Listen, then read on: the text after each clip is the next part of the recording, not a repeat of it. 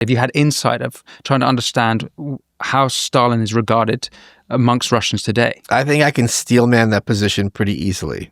And this is something that is kind of not discussed as much in the West for pretty obvious reasons. The amount of sacrifice, unnecessary by the way, that the Russians made during World War II is extraordinary. It's much more than the British had to deal with. Not that the Blitz wasn't a picnic, and certainly in terms of amount of men lost, nothing compared to what the United States had to deal with. The Siege of Leningrad, for people who don't know, is the longest military siege in world history. And the fact that the citizens of that city survived it in any kind of numbers is nothing short of miraculous and a great testament to the survival of the human spirit. So there's a very famous picture, which people can look up, called Raising the Flag Over the Reichstag, because the Russians got to Hitler's bunker first. And they raised the stars and stripes. They raised the hammer and sickle over the Reichstag. I don't remember how many millions of Russians lost their lives, both as a result, civilians and military. It's extraordinary. I think it's about 10 to 20 million. Yeah, it's insane. Yeah. And my understanding is that number is actually conservative and underreported. Like they wanted to kind of hush it because Stalin lost so many because he never thought in his wildest dreams Hitler would betray him. So I think if you look in that context, we're the ones who won World War II. It's very easy to make that case. If you just take it out of context entirely. So because he defeated Hitler, I think, and won World War II, yeah, that was the big victory. Do they have? Did the Russians? What was their sense of the Western allies to them? Do they think of that? I'm sure they think that they made the biggest sacrifice, and you made a pretty good case that they did.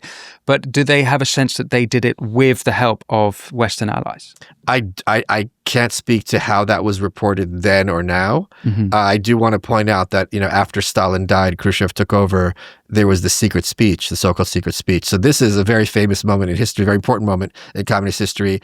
I love the internet, I'm sure you do too, because there's a website, and I'm sorry I'm blanking on the guy's name, where they take speeches and using AI, it sounds like the person is delivering the speech. So you can hear Khrushchev's secret speech in English, and it's got the intonations pretty close to the text.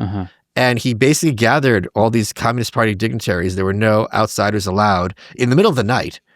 And he's like, all the criticism about Stalin has been true. And this is the guy in Stalin's seat, literally. All these people confessed it was torture. It is insane under Marxism, which we have, that you're going to have any kind of personality cult. We're against the individual. We're for collectivism.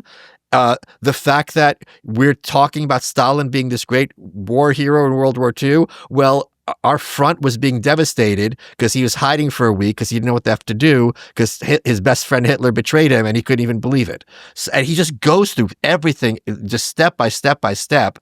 And you can imagine the people sitting there who had been, under Stalin's thumb for a couple of decades at that point, where everything about how great Stalin is. How do you reconcile this? There's this great... Was it a secret speech to... Did the Russian public hear it? No, it was just the party dignitaries. And after that, there was this huge de-Stalinization movement, both in the Soviet Union and in other, what became Warsaw Pact countries.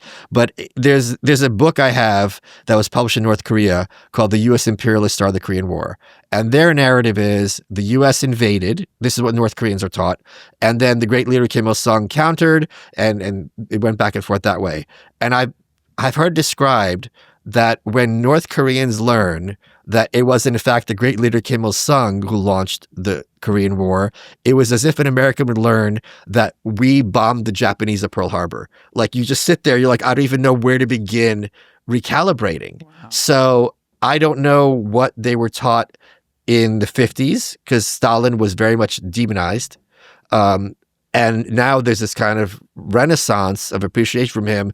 And I don't know how much of that is in contextual and how much of it is, in that one specific vein. I know that Putin made the Gulag Archipelago mandatory reading in schools. Did he? Yes. So he's not hiding away from, I don't know if that changed recently. Possibly it has. I don't think it has. He's not hiding away from Stalin's atrocities, which that book obviously very much paints a picture of.